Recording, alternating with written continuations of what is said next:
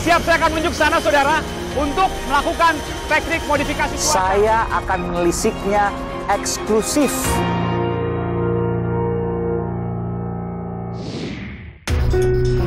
Saudara, sejumlah fakta baru terungkap setelah sebelumnya ada dugaan aliran dana yang dikatakan dari konsorsium judi 303 kepada sejumlah oknum polisi. Kali ini, saudara, saya hendak mengungkap fakta lainnya. Saya akan mewawancarai eksklusif mantan orang yang merupakan saksi kunci sekaligus pelaku dari konsorsium judi 303. Ikut saudara di Aiman, eksklusif.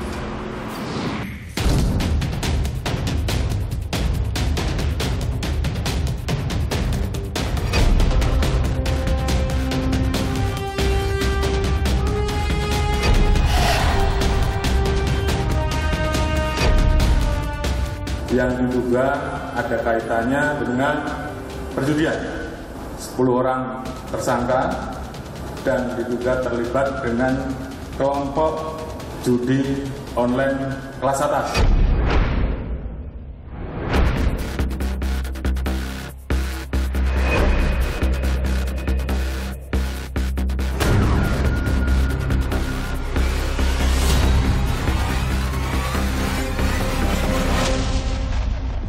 Di hadapan saya adalah seorang pengusaha yang ia pernah bekerja sama dengan konsorsium judi 303. Apa kaitannya situs judi dengan konsorsium?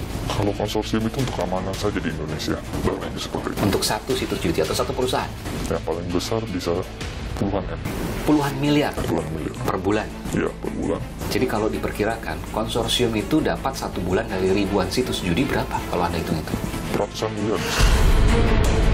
Anda kenal semua orang-orang di konsorsium itu? Tidak, hanya sebagian. Anda sempat membaca diagram Sambo? Baca. Apakah nama-nama tersebut yang Anda lihat berada di dalam konsorsium 303? Konsorsium Judi 303, saya baru saja mewawancarai secara eksklusif. Ia bagian dari pengusaha yang kemudian berkelindan dengan konsorsium 303. Kalau mau aman, ia harus setor ke konsorsium, kalau tidak ditangkap polisi. Benar fenomena itu ada? Itu bisa saja memang betul terjadi ya. Kalau dibongkar semua, akan begitu banyak pejabat kepolisian yang terjerat. Benarkah itu? Saya tidak percaya, Pak. Saudara, saya akan segera mewawancarai ex anggota konsorsium judi 303. Tapi sebelum saya mewawancarai, saya ingin menyampaikan sejumlah informasi berikut ini, saudara. Konsorsium adalah gabungan pengusaha, pedagang, ataupun industriawan yang punya arti positif. Meskipun dalam konsorsium 303, seolah hendak menyampaikan bahwa ada gabungan pengusaha atau pedagang atau industriawan yang bergerak di bidang judi online. Soal konsorsium 303 atau konsorsium judi online sempat mengemuka pada saat rapat dengar pendapat antara Kapolri dan jajarannya dengan Komisi 3 DPR beberapa waktu lalu. Pada saat itu, sejumlah anggota DPR bertanya, apa sesungguhnya konsorsium 303 yang digambarkan dalam Kekaisaran Sambo? Benarkah itu? Ini tentu menjadi pertanyaan, dan kala itu sejumlah anggota DPR, bukan hanya satu, bukan hanya dua, beberapa, mempertanyakan terkait hal tersebut. Ada konsorsium A, B, C, dan D.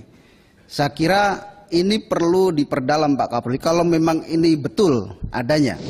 Yang kedua, soal bagan jaringan konsorsium judi 303 yang beredar luar di media sosial. Saya kira hal ini juga perlu diklarifikasi oleh Pak Kapolri beserta jajarannya.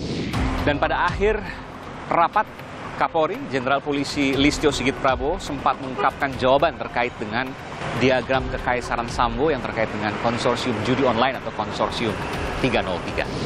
Apakah betul Kaisar Sambo dan gengnya terkait dengan masalah konsorsium, demikian juga dengan cat yang lain. Jadi saat ini kami sedang melakukan pendalaman, Pak. Jadi Propam saya minta untuk melakukan pendalaman. Karena memang kemudian ini menjadi perhatian nasional, saya sudah perintahkan kepada seluruh pimpinan wilayah, Kapolres, Kapolda, Direktur, bahkan pejabat Mabes, saya minta tidak ada lagi yang namanya judi. Sebelumnya, saudara, Pusat Pelaporan dan Analisis Transaksi Keuangan (PPATK) mengungkapkan ada uang yang luar biasa di judi online ini. Jumlahnya Anda tahu 155 triliun rupiah per tahun. Artinya kalau kita konversikan ke dalam satu hari maka jumlahnya lebih dari 400 miliar rupiah. Informasi yang saya dapatkan dari PPATK, orang per orang kebanyakan main judi itu hanya 10 sampai 20 ribu rupiah. Artinya mereka berasal dari kalangan tidak berpunya. Tapi jumlah mereka sungguh luar biasa karena jumlahnya mencapai lebih dari 400 miliar rupiah per hari. Dan sebelum saya mewawancarai, saya sempat kemudian berbincang, bukan pre-interview atau pembicaraan sebelum wawancara, yakni X, anggota konsorsium judi online. Ia adalah pembuat situs judi online dan omsetnya satu situs judi 10 miliar rupiah per bulan.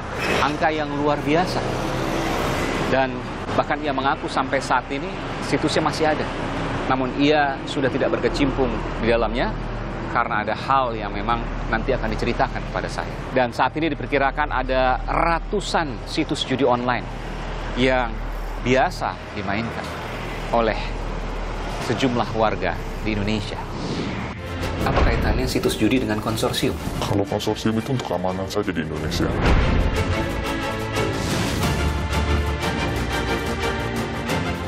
Jadi kalau diperkirakan, konsorsium itu dapat satu bulan dari ribuan situs judi berapa kalau Anda hitung-hitung? Ratusan miliar bisa.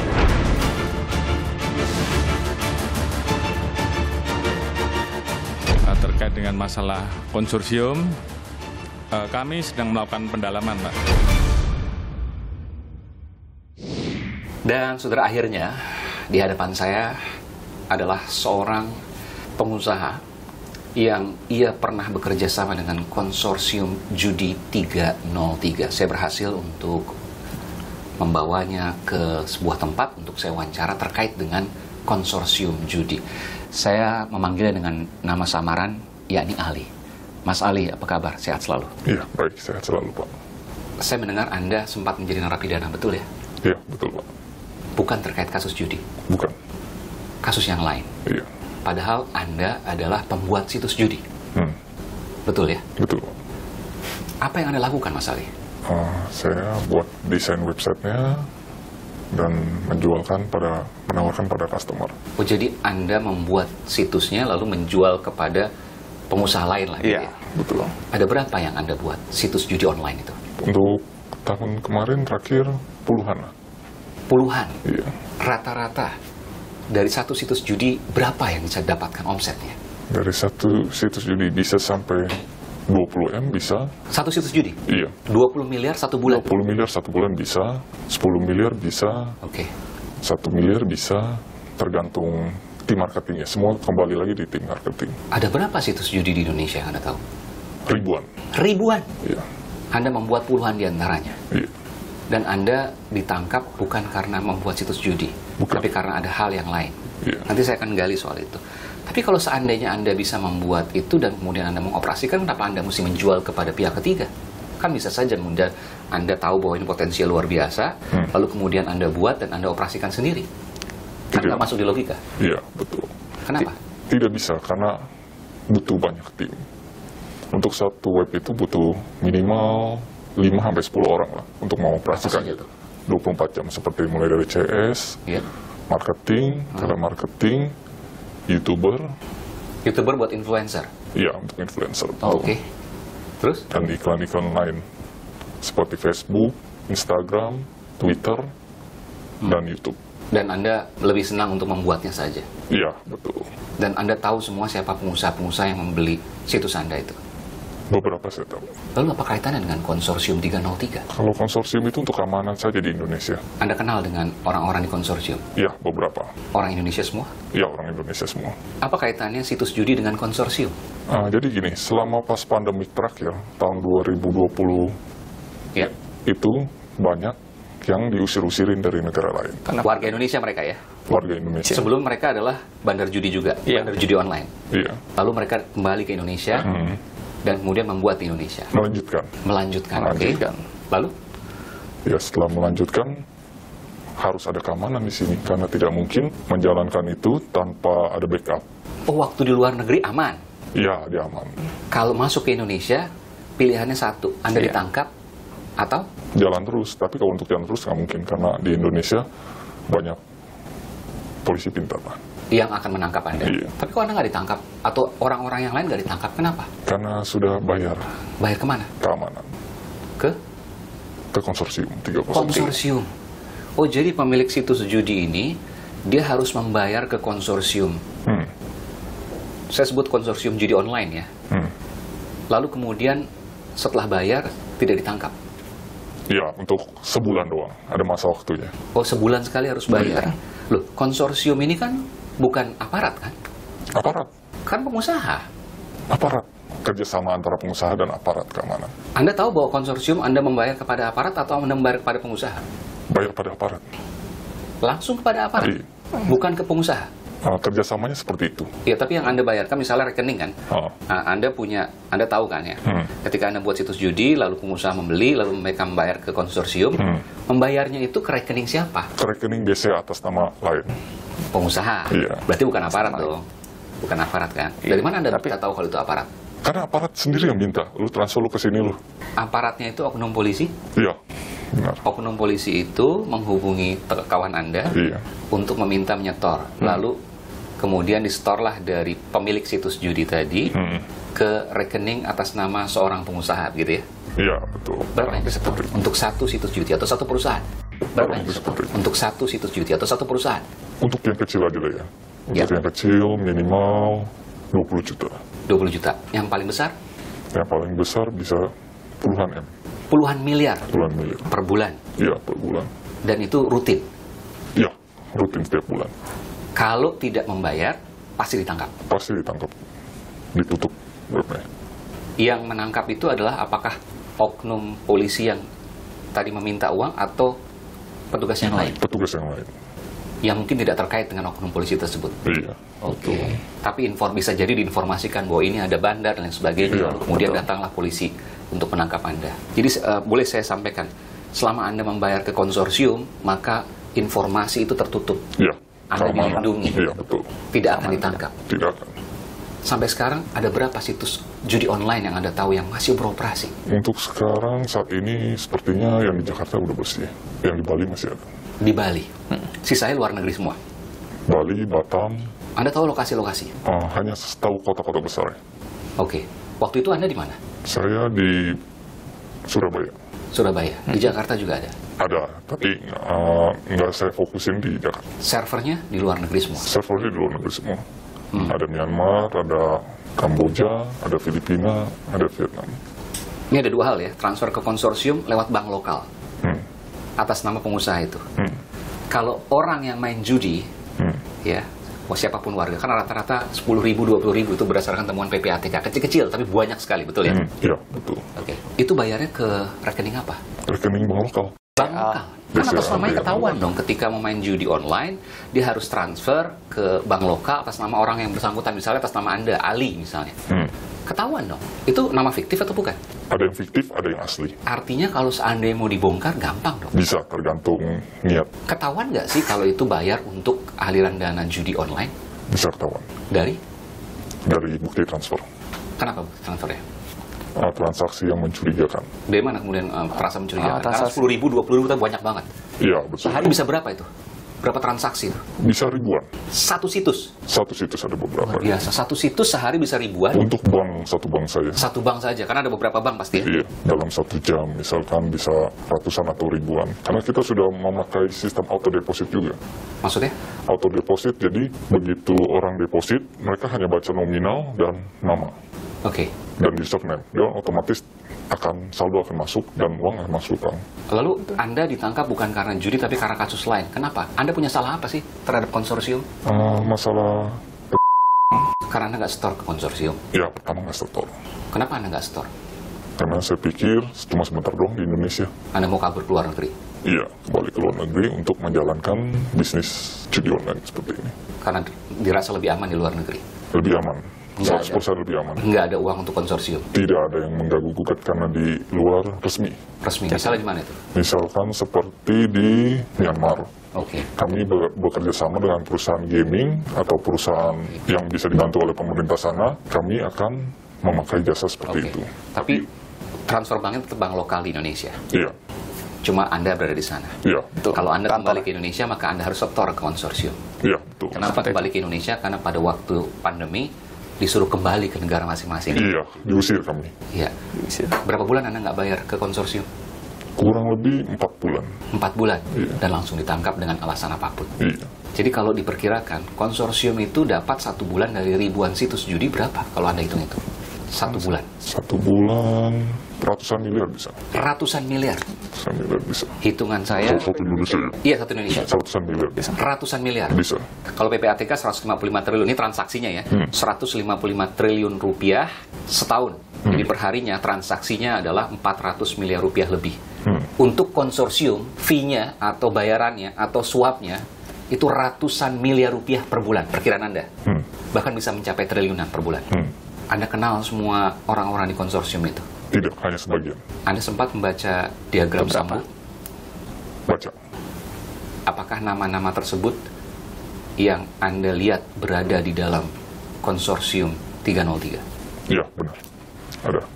Anda yakin dengan jawaban Anda? Iya. Kenapa Anda bisa mengatakan itu? Ada salah satu mungkin yang pernah menghubungi Anda dari diagram itu? Iya, betul. Ada salah satu yang dari diagram itu menghubungi saya. Tapi pihak swasta ya? Iya. Bukan aparat oknum polisi misalnya? Aparatnya itu langsung. Aparatnya juga ada? Pernah menghubungi Anda di situ? Yang pihak swastanya mengatakan apa? Jadi kerjasama konsorsium mengataskan nama PT, misalkan. PT yang terkenal lah ya? Iya, PT yang terkenal. Padahal bohong? Iya. Oke. Jadi kerjasama untuk keamanan di Indonesia, hukum. Jadi Mereka kok tahu nomor HP Anda? dari kenalan. Oh, karena ada lingkup yang berkelindan. Iya, kita ada komunitas jadi. Iya. Ada komunitas dalam grup, Iya. Facebook. Jadi kita berkomunikasi lewat situ. Dan yang paling aktif sih Telegram. Lewat Telegram? Telegram. Karena Telegram tidak bisa disadap. Menawarkan pengamanan? Iya. Bilangnya seperti apa dari pihak swasta? Ini pengusaha ya? Jadi mereka datang nawarin, lu udah kena konsorsium belum? Kalau belum, gabung belum gitu? Iya. Oke.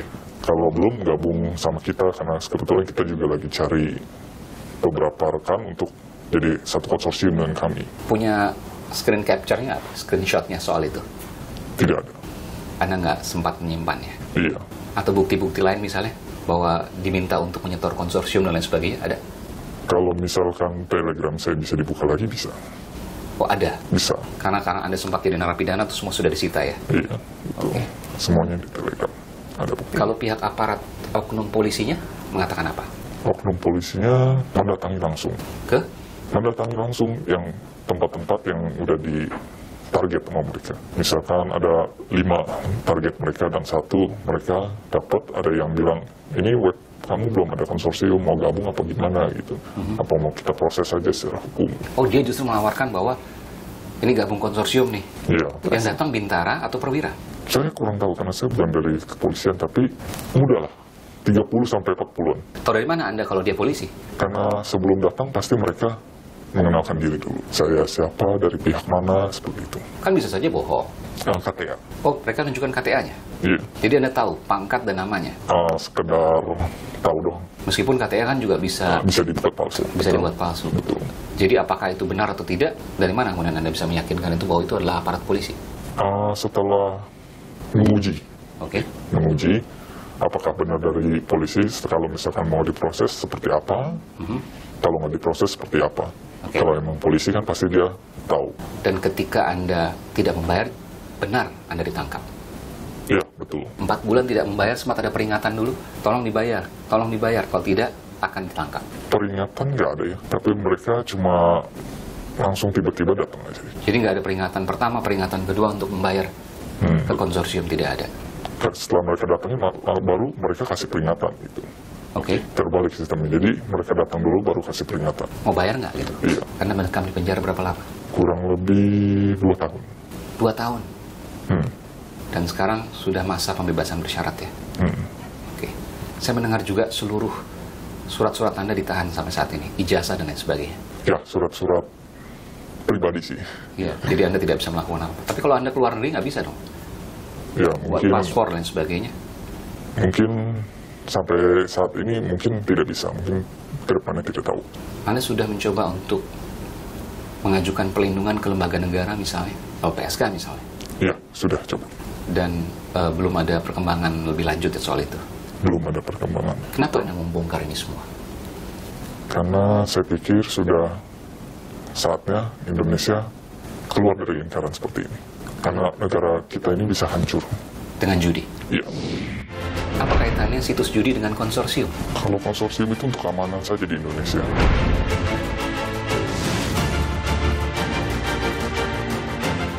Jadi kalau diperkirakan, konsorsium itu dapat 1 bulan dari ribuan situs judi berapa kalau Anda hitung-hitung? Ratusan miliar bisa.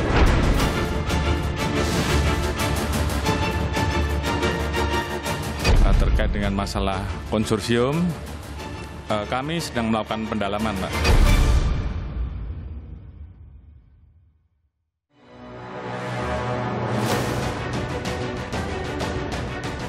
Teka-teki keberadaan dan peran konsorsium judi 303 terus didalami polisi. Teranyar, Polri membentuk tim gabungan dengan menggandeng Pusat Pelaporan dan Analisis Transaksi Keuangan (PPATK). Kolaborasi ini guna mengusut aliran dana yang diduga terkait perjudian. Saat ini ada yang sedang kita analisa, ada 329 rekening. 202 rekening saat ini sudah kita blokir. 10 orang tersangka berstatus DPO dan diduga terlibat dengan kelompok judi online kelas atas. Sebelumnya terungkap ada aliran dana yang diduga berasal dari konsorsium judi ke oknum polisi. Jumlahnya fantastis. Yang konsorsium 303 dan diduga melibatkan uang miliaran, bahkan ratusan miliar rupiah, bahkan triliunan, betul? 155 triliun. Yang kemudian diselewengkan atau kemudian dijadikan uang pengamanan, Anda sempat mengatakan 30-40%. Artinya sekitar 50 triliun per tahun. Beredar. Lihatin, sudah saya buktikan. Kalau 50 triliun per tahun artinya satu malam bisa puluhan miliar. Iya. Ini pengeluaran yang tercatat ini kan baru satu sumber nih ya. Belum lagi pencatatan lain. Oleh Jadi karena ketika butuh uang, mereka supply. Ya. Butuh uang, mereka supply. Disebutkan di sini mau coklat. terbang ke Jambi, sediakan pesawat. Oke. Ini baru Oktober dan November 2021. Belum dibuka yang lain. Belum sebelumnya. Dan ini valid menurut Anda? Menurut saya data itu bukan hoax ya. Saya mau sampaikan bukan hoax dulu. Validitasnya ya harus kita dalami oleh polisi. Keberadaan konsorsium judi 303 pun semakin nyata tatkala Aiman berhasil menemukan eks pelaku konsorsium judi dan berbincang dengannya eksklusif. Apa kaitannya situs judi dengan konsorsium? Kalau konsorsium itu untuk keamanan saja di Indonesia. Berapa yang seperti untuk satu situs judi atau satu perusahaan? Yang paling besar bisa puluhan M.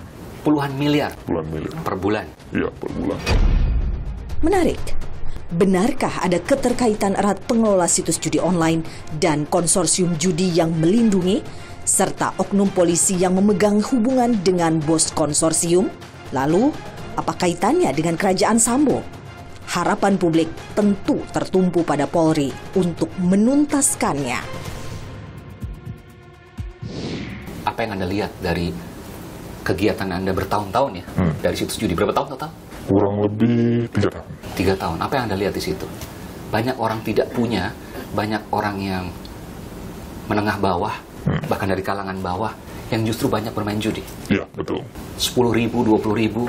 Betul. Tapi rutin setiap hari. Iya, tapi rutin setiap Dan hari. mereka jarang menang. Iya, betul. Tidak ada orang yang kaya dari permainan judi kecuali bandarnya. Iya, betul. Uang mereka habis, yang seharusnya bisa membeli susu, telur, protein untuk anaknya, tapi mereka gunakan untuk judi. Iya. Ada berapa banyak orang-orang seperti itu? Kalau Anda tahu pasti berapa orang yang pernah transfer dan lain sebagainya dari para pemain ini. Namanya begitu banyak atau orang itu saja? Atau saking banyaknya Anda tidak pernah ingat akan nama-nama mereka? Saking banyaknya nggak pernah ingat. Cuma ingat orangnya itu aja, sering transfer. Itu aja. Dan terus bertambah dari tahun ke tahun? Terus bertambah. Jumlah namanya, jenis orangnya, dan lain sebagainya? Iya, benar. Ada berapa situs judi yang saat ini masih beroperasi yang Anda tahu? Ribuan. Dan ribuan itu selalu menyetor ke konsorsium? Selama di Indonesia, setelah di Indonesia tidak. Setelah keluar dari Indonesia tidak? Tidak, paling hanya bos besarnya saja. Oke. Konsorsium-konsorsium itu yang sempat disebutkan di diagram Sambo, beberapa orang Anda katakan tadi Anda mengenalnya. Dan mereka memang tidak tersentuh hukum? Ya, benar. Artinya semua sebenarnya sudah terbuka dari datanya. Kalau mau dibongkar tentu bukan hal yang sulit, betul? Betul. Apa yang bisa Anda sampaikan soal ini? Jika ini mau dibongkar dari transaksi rekening deposit, orang deposit, tinggal didaftar aja rekeningnya, itu bisa ditelusuri. Karena pasti ada kejanggalan di situ. Iya. Masuk 10.000, 20.000, tapi ribuan setiap hari, betul. Itu pasti janggal. Ya. Baik. Apa yang bisa Anda sampaikan kepada mungkin Presiden, Kapolri, soal ini? Ya, saya ingin menyampaikan kalau bisa, kalau mau judi dilegalkan, kalau tidak, ya berantas habis. Karena kalau misalkan dibuat hukum hanya untuk perorangan doang, keuntungan perorangan, itu akan membahayakan negara kita. Anda kapok membuat situs judi lagi atau Anda pernah berniat untuk membuat situs judi tapi di luar negeri? Saya pernah berniat untuk melanjutkan lagi di luar negeri sih. Karena bisnisnya sangat menggiurkan. Karena bisnisnya sangat menggiurkan. Dan pasarnya Anda akan pilih hanya Indonesia? Iya, betul. Karena warganya banyak, rakyatnya banyak, dan hanya perlu 10.000, 20.000 rupiah, tapi keuntungannya luar biasa. Betul. Anda sejauh ini belum kepikiran kembali untuk membuat itu? Karena berlawanan dengan nurani Anda? Iya, benar. Untuk saat ini belum. Karena apa yang kita dapatkan dari uang hasil itu cepat datang, cepat keluar juga. Untuk apa misalnya? Foya-foya. Dan semuanya ilegal misalnya? Iya, betul. Dulu waktu Anda masih berbisnis judi online, berapa sebulan yang Anda dapatkan secara pribadi? Total? Total, waktu tahun 2018 itu bisa sampai puluhan M ya. Untuk Anda sendiri? Iya. Puluhan miliar? Puluhan miliar. 50 miliar lebih? Lebih. 50 miliar lebih satu bulan? Iya. Untuk Anda sendiri? Iya. Misalkan untuk ada 10 website, satu website itu satu per harinya 2,8 M. Per hari satu website. Kalau kali 10 kan 28 miliar. Iya. Jadi sebulan Anda keuntungan itu sudah setor yang lain-lain, termasuk setor konsorsium, Anda masih mendapatkan di atas 50 miliar dalam satu bulan. Iya, betul. Tapi daya rusaknya luar biasa juga. Iya, benar.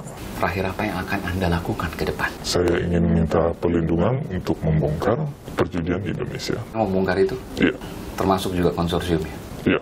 Anda siap ketika Anda hendak dijadikan saksi mahkota, saksi kunci oleh pihak kepolisian?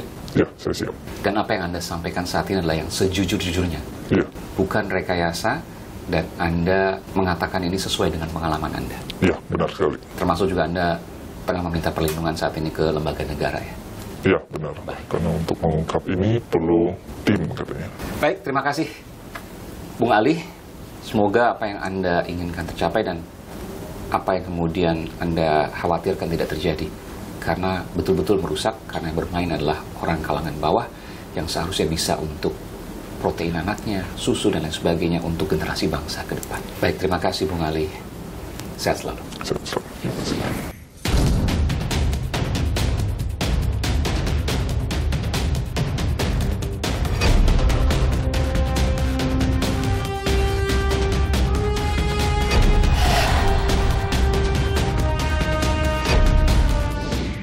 Saudara, dari hasil wawancara tadi saya mendapat bagan seperti ini.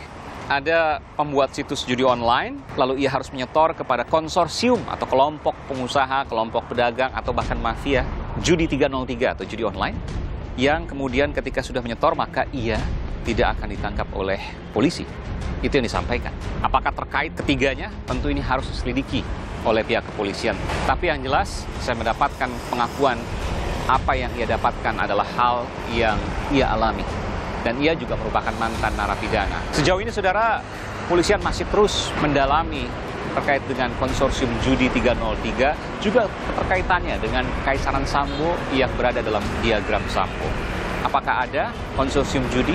Apakah tidak? Apakah terkait dengan Kekaisaran Sambo ataukah tidak? Dan saudara, saya akan menuju ke sejumlah purnawirawan Polri untuk mengetahui apa yang sesungguhnya terjadi. Ikuti saya, saudara. Saudara, saya ingin mengkonfirmasi semua temuan saya. Pertama, saya ingin mengonfirmasi kepada Ketua Harian Kompolnas, Komisi Kepolisian Nasional, Inspektur Jenderal Polisi Purnawirawan Benny Mamoto, dan nanti saya akan juga mengonfirmasi temuan saya ke Kabarreskrim Polri 2009-2011, Komisaris Jenderal Polisi Purnawirawan Ito Sumardi. Saya sekarang bersama dengan Irjen Pol Purnawirawan Benny Mamoto. Pak Benny, selamat siang. Sehat selalu Pak Benny ya? Sehat. Saya tahu bahwa Anda pernah jadi Interpol, BNN, semuanya Anda pernah banyak berkecimpung dalam dunia kriminal. Gitu. Anda tahu betul soal ini. Pertanyaan pertama saya, benarkah konsorsium, apakah itu judi atau narkoba, ada? Yang pertama ingin saya sampaikan tentunya masalah istilah konsorsium ini. Kelompok pengusaha, kelompok industriawan, kelompok pedagang. Dan kemudian menjadi terkenal karena kasus Duren 3. Nah, dalam kaitan ini, kalau bicara konsorsium, mungkin saya lebih ketika menangani kasus menggunakan istilah jaringan atau sindikat. Dalam konteks ini, kalau mengkaitkan dengan peristiwa Duren 3, kemudian isu konsorsium naik ke permukaan, kemudian ada yang menyampaikan informasi tentang kaitannya dengan judi, narkoba, dan sebagainya. Dalam konteks ini, saya mengutip apa yang disampaikan Pak Kapolri ketika rapat dengan DPR, RDP dengan DPR. Beliau menyatakan bahwa informasi itu sedang ditelusuri. Kami dari Kompolnas tentunya juga menunggu nanti hasilnya sampai di mana penelusuran itu, kemudian sejauh mana kebenarannya. Tetapi sekali lagi berkaitan dengan masalah sindikat atau jaringan, adalah satu organisasi yang tertutup rahasia. Untuk bisa membongkar perlu waktu, perlu trik-trik tertentu, cara-cara tertentu, termasuk juga tentunya melibatkan instansi lain. Ya, saya menyimpulkan begini. Sejauh ini belum ada, tapi Bapak meyakini bahwa mungkin saja ada, itu besar. Kembali, itu harus didukung dengan bukti. Tapi Bapak meyakini bahwa bisa saja ada, kan begitu? Kalau kita melihat perkembangan kejahatan saat ini, yang begitu rapi, yang begitu menggunakan sentuhan teknologi dan sebagainya, tentunya kejahatan model-model itu bisa ada. Bisa ada. Termasuk juga waktu di narkoba kan Bapak tahu juga. Iya. Ada kelompok-kelompok tadi, jaringan antar pedagang-pedagang dalam tanda kutip ya, hitam. Betul. Yang kemudian berkelindan satu dengan yang lain untuk melindungi kelompok-kelompok yang di bawahnya untuk bisa kemudian menyebarkan narkoba ke seluruh beberapa negara lah. Betul. Tapi yang menarik adalah kami ungkap jaringan peredarannya, tapi kami nangkep jaringan untuk keuangannya. Dan itu terpisah. Terpisah. Inilah yang tentunya juga menjadi bahan buat teman-teman di kepolisian, bahwa kita ketika mengungkap satu kasus tidak boleh hanya fokus pada jaringan kejahatannya, tetapi juga nanti jaringan keuangannya. Baik, yang menarik Pak, konsorsium itu apakah judi atau narkoba di-backing oleh aparat? Pada umumnya, tidak hanya di Indonesia, Amerika Latin, bagaimana sampai dengan melibatkan politisi di sana. Kemudian di beberapa negara juga demikian, selalu melibatkan kekuatan karena mereka perlu perlindungan. Dan di Indonesia juga demikian, Anda mengatakan itu? Beberapa kasus yang kami ungkap ada. Oke. Begini Pak, saya mendapatkan informasi dari wawancara eksklusif saya bahwa ia merupakan pembuat situs judi online. Ia harus menyetor ke konsorsium agar aman, tidak ditangkap oleh polisi. Ketika ia tidak menyetor, maka pasti ia akan ditangkap. Model-model seperti itu yang sangat sederhana yang terjadi, betul? Inilah yang menurut kami dari pihak Barreskrim perlu proaktif. Informasi dari manapun yang diterima atau disampaikan kepada perlu segera ditindaklanjuti selagi saksi masih hidup, masih ada, sehingga lebih mudah untuk mengkonfirmasi. Dan ini harus segera diungkap, karena tidak akan mungkin ini bisa muncul termasuk diagram Kekaisaran Sambo kalau tidak ada hal yang nyata di situ. Jadi memang kami mendorong pihak Barreskrim untuk responsif. Ketika ada informasi, ketika ada viralnya satu berita, ini segera ditindaklanjuti untuk diklarifikasi benar atau tidak. Kalau benar segera ungkap. Kalau tidak, ya jelaskan temuannya begitu. Supaya masyarakat tidak menunggu-nunggu. Kalau kita lihat ada 3 klaster ya Pak, kasus Sambo. Yang pertama kasus pembunuhan berencananya sudah mulai mau disidangkan. Obstruction of justice, menghalangi penyidikan, sudah juga mulai disidangkan. Dan yang terakhir adalah kasus konsorsium judi. Ini yang sama sekali masih nol. Bagaimana Bapak melihat ini? Ya, kami dari Kompolnas tentunya sebagai pengawas eksternal akan mempertanyakan dan akan minta sejauh mana penanganannya, kebenarannya, dan kita mendorong temuan apapun di era transparansi sekarang ini dibukalah ke publik, sehingga publik tidak bertanya-tanya. Kompolnas akan mendorong polisian untuk seperti itu. Ya. Baik, tentu ini menjadi harapan masyarakat juga. Betul. Jangan sampai kemudian menguap. Kasus pembunuhannya sudah, obstruction of justice sudah, tentu apresiasi pada Polri. Ya. Tapi jangan lupakan konsorsium judi. Anda mengatakan seperti itu. Baik, terima kasih Inspektur Jenderal Polisi Purnawirawan Beni Mamoto telah memberikan informasi di program Aiman. Terima kasih Pak Beni. Sehat Terima selalu. kasih. Saudara, di hadapan saya sudah bersama dengan Kepala Bareskrim Polri 2009-2011, Komisaris Jenderal Polisi Purnawirawan Ito Sumardi. Pak Ito, sehat selalu Pak Ito. Terima kasih. Ya, terima kasih Mas Eman. Alhamdulillah sehat. Iya, Pak Ito, konsorsium judi 303, saya baru saja mewawancarai secara eksklusif, dia bagian dari pengusaha yang kemudian berkelindan dengan konsorsium 303. Kalau mau aman, ia harus setor ke konsorsium, kalau tidak ditangkap polisi.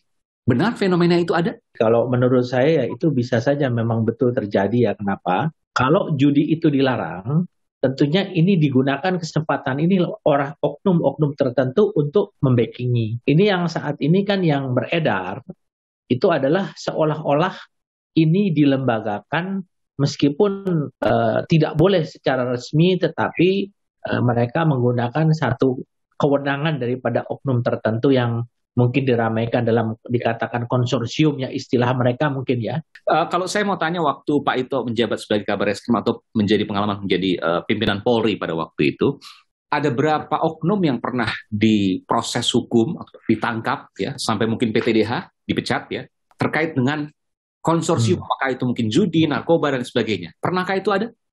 Ya, dulu tidak ada namanya istilahnya konsorsium ya. Mas, kebetulan Kapolri saya kan sangat kenceng ya untuk masalah judi, Pak Sutanto ya, mungkin kita ingat. Ya. Dulu sempat terkenal dengan Sumatera Utara tanpa togel waktu itu ya, disingkat seperti itu. Terus beliau jadi Kapolri itu zero tolerance dan banyak sekali yang dicopot ya, baik terutama dari Kepala Kesatuan Wilayah. Jadi Mas Aiman, bahwa judi itu kan mulai dari kelas kecil ya sampai kelas besar. Nah, kalau kelas-kelas kecil dia melibatkan mungkin yang oknum-oknum yang ada di Polsek, di Polres. Kemudian kalau menengah ini di Polda, dan kalau besar itu sudah naik ke tingkat Mabes Polri. Sekarang masalah pengawasan ya Mas Eman ya. Pengawasannya ini kalau pengawasannya ketat, kemudian perintahnya juga jelas seperti yang dilakukan Pak Kapolri sekarang kan sudah jelas nih. Tadi saya juga ada diskusi dengan Pak Kadif Humas, banyak sekali yang sudah ditindak melibatkan Dit Cyber untuk Kap 303-nya, kemudian PPATK ya untuk TPPU-nya, kemudian juga sudah ada penyitaan aset sekitar 110 miliar ya dari seorang tersangka judi yang saat ini melarikan diri ke luar negeri ya. Baik, saya putarkan sedikit pernyataan terakhir dari Kapolri Jenderal Polisi Listio Sigit Prabowo yang menyatakan secara eksplisit kalau menurut saya ini bahwa konsorsium 303 atau kelompok pengusaha judi kelas atas itu nyata adanya. Berikut ini.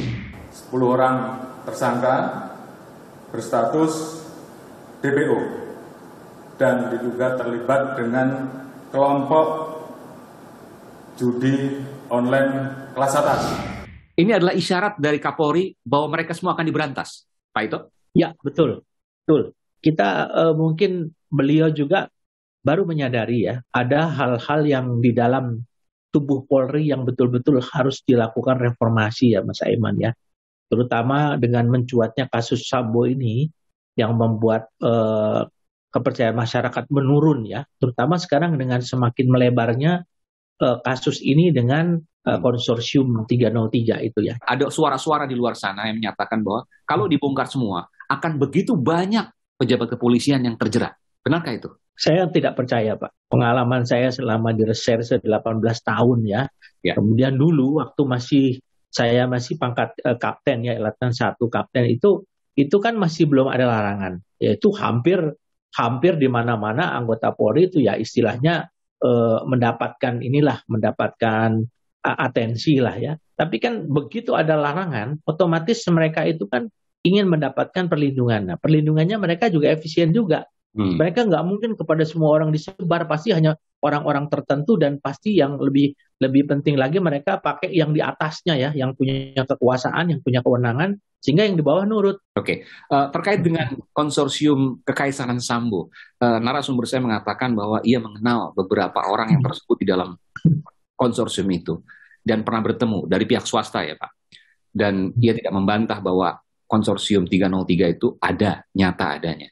Nah, ini kan versi dari saksi yang sekarang tengah meminta perlindungan pada lembaga negara.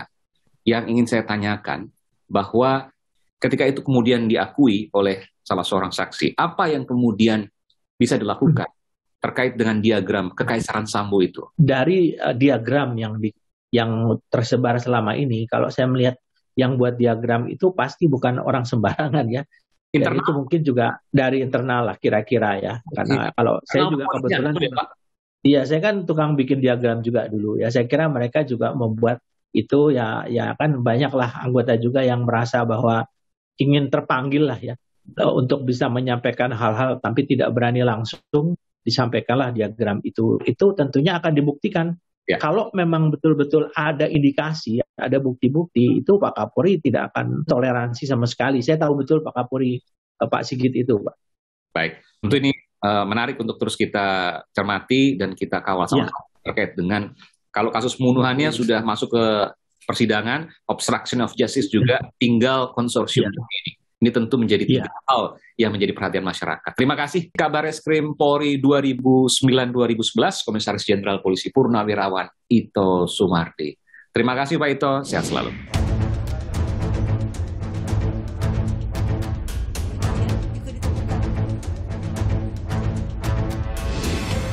Saudara, PPATK telah merilis angka yang luar biasa terkait dengan judi online. Anda tahu? 155 triliun rupiah transaksinya dalam setahun, artinya 400 miliar rupiah dalam satu hari. Mayoritas mereka bermain hanya 10 hingga 20 ribu rupiah dalam satu hari. Artinya banyak dari mereka adalah kalangan tidak berpunya. Mereka mengorbankan susu dan protein bagi anak-anaknya demi bermain judi. Ini merupakan lampu peringatan akan tumbuh kembang generasi berikutnya dan ancaman bagi bangsa Indonesia. Sadarkah kita? Saya Aiman Wicaksono. Salam.